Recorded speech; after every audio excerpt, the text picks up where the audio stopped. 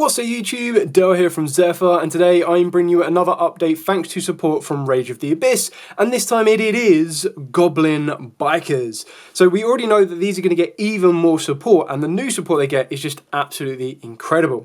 Now this is a relatively pure Goblin Biker version. It does not involve the Fiendsmith because we all know the Fiendsmith is like an additional £150 and you can get this deck probably 3 times over for that same investment. So massive shout out to Rob who's helped me put this build together. He's the one that plays Goblin Bikers the most out of all of us, so I thought he'd be the best one to kind of add some inspiration. I also got a bit of inspiration from Matthew as well, who mentioned a very spicy involvement of the generators in here, and I thought that was really kind of cool. More so for the extra deck than the main deck, and I'll show you that as we go through the profile because it is very, very spicy. So with all of that out of the way, please smash that like button, hit that notification bell, and subscribe so you don't miss out on any more upcoming content. With that out of the way, we're going to dive headfirst into the profile and show you what we've got. So we're going to start off with the brand new card, Goblin Bikers Gone Wild. So this one is if you control no monsters or all monsters you control are goblins, you can normal summon this card without tribute. Now, it's a bit of a shame that it's a normal summon rather than a special summon, but we work with it. So this will use up your normal summon, which is why there will not be featuring any tour guide in this main deck, and I'll explain that as we go on. But the idea is that your ideal starter will be something like the Goblin Biker Gone Wild, alongside a Terratop, which we'll also explain a little bit further on, because you've got another brand new card that lets you tribute off any monster, so you need to be able to protect yourself where at all possible. The benefit of a card like this is if it is normal or special, you get to special summon a level 4 or lower goblin from the deck, and if it is sent to the graveyard, you can target one card on the field and attach it to a goblin XYZ monster you control. So it has a nice benefit of having an additional effect for going second, as well as an effect for when it just goes first, to allow you to start off your combos, because the one you're going to want to be summoning from the deck more times than not will of course be good old-fashioned Mr. Doug. So Goblin Biker Doug Charger. So if this card is in the hand, you get to detach a material from a monster on the field, and if you do, special summon this card. However, if this card is normal or special, you get to add a Goblin Biker spell or trap from the deck to the hand. So straight away, just off of the back of a Goblin Bikers Gone Wild, that's how you're going to get yourself into the generator version of this deck, which basically allows you to kind of absorb some monsters on the field. But on top of that as well, you do have the ability to adapt the levels through a spell that you can search for Doug Charger in order to go for a rank 6 or of course for a rank 3 as well. Then we do play one of each of the others. We've got one Mean the Merciless, one Cladder Splodder, and one Boom Mac. So obviously all of these have additional effects from the graveyards. So if this one is normal, you get to special summon a goblin monster from the hand, or normal or special to be specific, you get to special summon a goblin from the hand, except itself. And then during your main phase, if it is in your graveyard, you get to detach a material from an XYZ on either field, and if you do, special summon it, but banish it when it leaves the field. Now obviously all of these are going to have that ability to be banished when they leave the field, but more times than not, you're going to be using them as overlaying materials, which means they never actually technically leave the field, so they never actually get banished. Spotter is if it is normal or special, you get to target a goblin monster in your graveyard except itself and special summon it. And then during your opponent's main phase, if this card is in the graveyard, you get a quick effect to detach a material from an XYZ on the field, and if you do, special summon it, but banish it when it leaves the field. Then of course your Boom Mac is once per chain during the main phase, so yours or your opponent's. If this card is in your hand or graveyard, you get a quick effect to detach a material from an XYZ on either field, and if you do, special summon this card. But you cannot special summon Goblin Biker Boom Mac until the end of the next turn, which means you can't summon it during your turn, and then during your opponent's turn, and then back to your turn. So it's every other turn. Then for the Goblin Biker spells, we are playing triple Goblin Biker Grand Entrance. So this just basically acts as a rotor for any of your Goblin Bikers, but then on top of that as well, if you do have an XYZ on the board, you will be able to get additional materials or additional kind of fodder off the back of it. So you add a Goblin Biker monster from the deck to the hand, and then you can apply the following effects. Detach a material from an XYZ on either field, and if you do, special summon a level 4 or lower Goblin from the hand. You can banish this card from the graveyard to detach a material from a monster on either field, and then you get to add a Goblin monster from your graveyard to the hand. You can only use each effect once per turn. So obviously the idea is that this is just going to act as an all-out rotor for any of your Goblin monsters, but if you do have that additional benefit of having an XYZ on the board, you can extend further by summoning it to the field. We've then got 3 of the brand new Goblin Biker Grand Breakout. So tribute one monster. So any monster you control, you contribute it to special summon a Goblin monster from your deck, but it cannot attack this turn. When a monster declares an attack, you get to banish this card from the graveyard and detach any number of materials from Goblin XYZs you control. All monsters your opponent currently controls lose 1,000 attack for each material detached until the end of this turn. You can only use each effect once per turn. The idea is, or the benefit of this being a quick play, is it means it allows you to dodge targeted effects, which is very, very helpful. And then on top of that as well, the fact that it lets you special summon any Goblin from the deck, yes, it can't attack, but more times than not, you're just going to want to be able to get hold of Doug or the Goblin Wild Party in order to get our additional extenders, additional materials and everything else from that point on. So like Goblin Biker tributing off to get into your Gone Wild, then just being able to get you into a Doug Charger just gives you even more consistency in the deck. It's crazy. And then for the penultimate Goblin Biker card, we now are playing the Goblin Biker Grand Bash. Sometimes you used to play it before, but now you have even more reason to do so. So Goblin monsters you control gain 300 attack for each Goblin monster you control. During your main phase, you get to normal summon a Goblin monster in addition to your normal summon or set, and you can only gain this effect once per turn.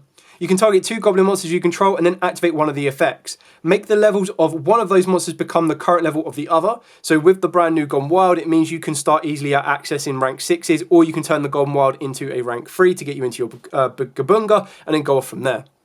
The other effect is both of their levels become their combined original levels, which is why you have access to the generators, as it now gives you the option to access some rank 9 XYZs, which is really kind of cool. And that's where Matthew mentioned the generators, and I thought it was a really kind of interesting option, because the generators you're going to go for, and I'll quickly show you them now, is your Levinator and of course your Jormungandr.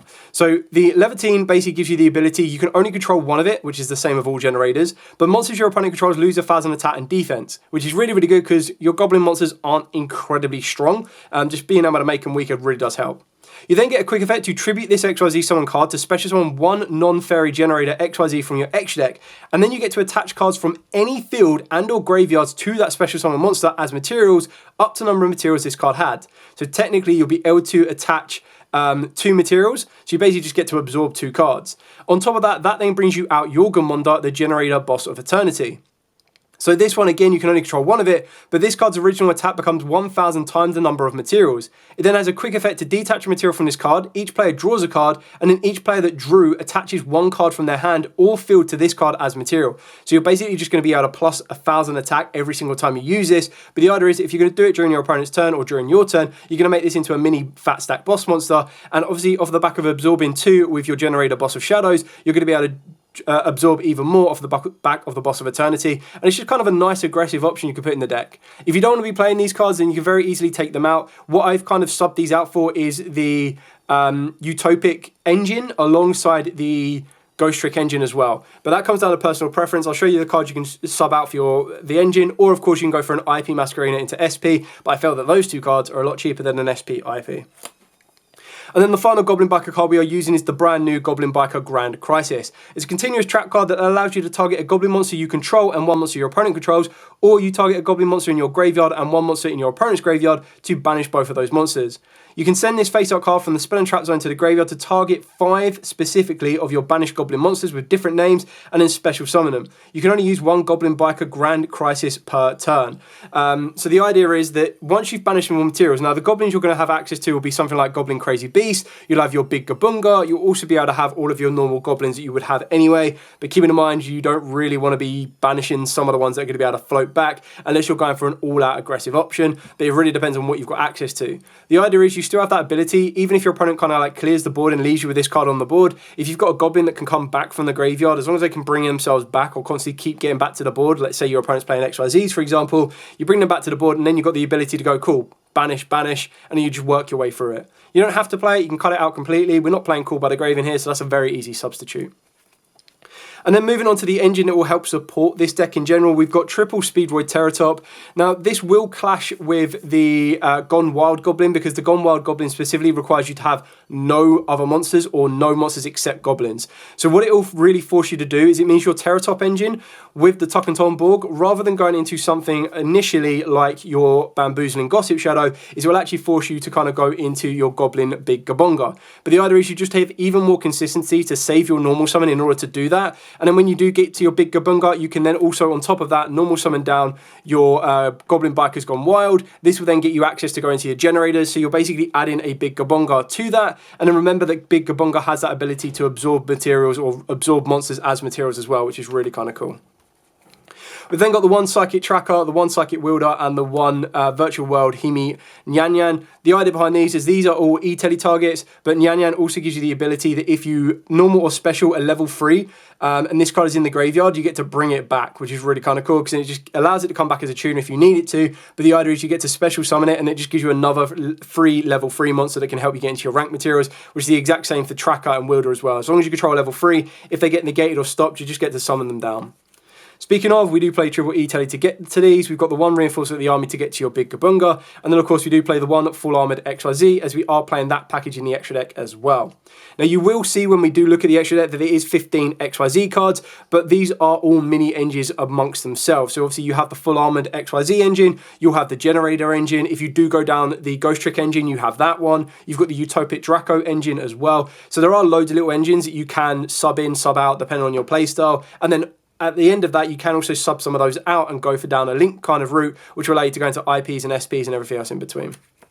For the hand traps and disruptors, we're playing triple Ash Blossom, double Droll, because I think this card in the main deck will catch a lot of people off this format, but you very easily sub this out to a format-specific card. What I mean by that is if your format or your local environment is all control decks, then you're probably going for 2 Cosmics. If they're all decks that just run headfirst into Nibiru's, 2 Nibiru's. It really does come down to you Ghost Ogres, you name it. We then, of course, got triple Forbidden Droplet and triple Infinite Impermanence. These can even be Bestials as well. Just giving you loads of examples that are coming in off the top of my head. But the idea is you've got your board breaker in the form of the droplets, which I think is very, very helpful, or board negator, because there are a couple of cards, if you do open up stuff like Dug Charger, sorry, not Dug Charger, the Boom Mac, you can actually just use it as free fodder, put it to the graveyard, and then it'll come back anyway. So you're just kind of getting as much advantage as possible. Stuff like if you hard open a Yan Yan as well can give you the option to do that. So that's it for the main deck. Moving on to the extra deck. So the extra deck for the Goblins, we are playing 2 Goblin Biker Big Gabunga. So this is obviously like your best Goblin XYZ at this moment in time. Generic rank 3, and if it is XYZ summoned, you get to add a Goblin monster from the deck to the hand, so straight away you'll get access to your Gone Wild. You can then normal summon down your Gone Wild, as you wouldn't have used your normal summon yet, and you only control Goblins. This will then get you access to your Dug Charger. Dug Charger can then get you to the Continuous Spell. Continuous Spell will then be able to turn those levels into level 9s, which then gets you to your Generators. So basically off of 1 Terratop, you've been able to get 2 XYZs on the board, and both of them are going to be able to absorb monsters as materials, which is really cool. You get to target a face-up monster your opponent controls. So if a material is detached from a monster or monsters on the field, so which you'll do that with your generator when you go to the generator, detach material to absorb, both players draw and then both players absorb, you then get to use the Goblin Biker Big Gabunga effect, that you get to target a face-up monster on the field, except this card, and then attach it to this card as material. So the idea is that if you're going to be doing this off of the back of wherever it may be, your Boss of Shadows, you're going to be want to be doing this when you're able to absorb 2 of your opponent's monsters. So you would absorb 2 of your opponent's monsters, and if they've got a 3rd monster on the board, the Big Gabunga will then just absorb that up. So straight away, you're clearing off 3 monsters from your opponent's board through 1 card, which is pretty insane. And then during the end phase, you get to attach a Goblin monster from your deck to this card as material, which is obviously going to be helpful to get Boom Mac into rotation, can get you Mean the Merciless into rotation, or of course Splatter. And then we are playing the 1 Goblin's Crazy Beast. Now, this will definitely be subbed out for the new Goblin monster that we will get later on down the line. I believe it's in Supreme Darkness, so the start of next year. But for now, you actually have a lot easier access to get this because of the Goblins Gone Wild. So once per turn, you get a quick effect to target a spell or trap on the field, detach 2 materials from a monster or monsters on the field, and if you do, attach that target to this card as material. If a monster or monsters you control would be destroyed by card effect, you get to detach a material from this card instead, and then if this card is in the graveyard, you can special summon this card, then you can attach 1 Goblin monster from your graveyard to this card as material. You can only use each effect once per duel, use that effect once per duel. So the idea is it keeps floating itself back from the graveyard. It gives you access to kind of get rid of spells that either have graveyard effects, have float effects, or just continuous spell cards, field spells, everything like that. This is going to give you the ability to absorb it, get rid of it, and then sometimes it's more beneficial than actually destroying it. And then for your generic rank 3s, we've got the 1 Kinkada King, we've got the 1 Ashura King, and we've got the 1 Bamboozling Gossip Shadow. For your Armoured XYZ engine, we've got obviously Armoured Torpedo, Armoured Fortress, and then the Dark Knight Lancer, which again is just another form of absorbing your opponent's monsters, which is quite funny.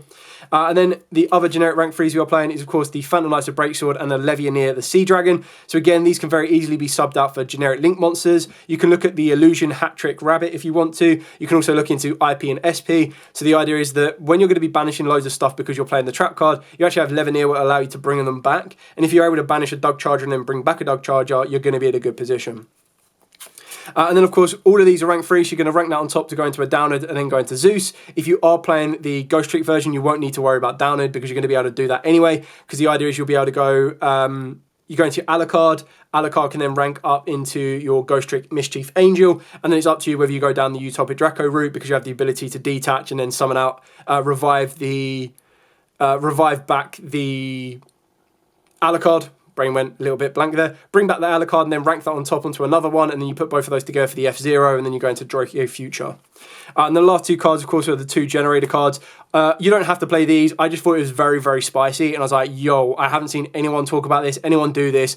Great shout by Matthew on that one. And I thought it was a great introduction or a great option to show you, because a lot of people forget that you actually can make their levels become a level 9. And I thought that these are really kind of cool. And I like generators in general. I love the fact that they're all about the Nordic lore and everything behind that, so it's kind of fun. And the fact they overlap with runics is pretty funny. So anyway, that is pretty much it for the Goblin Biker, the build. I'll show you very easily at the end, like, well, I say at the end of the video, we're at the end of the video. I'm going to show you the very basic combo off of the back of something like your Goblin Biker's Gone Wild, or of course, what is going to be more ideal is going to be off the back of your Terratop. So very easy, it's just going to visualize the combo as I move my Dark Magician deck that's in the way, out of the way.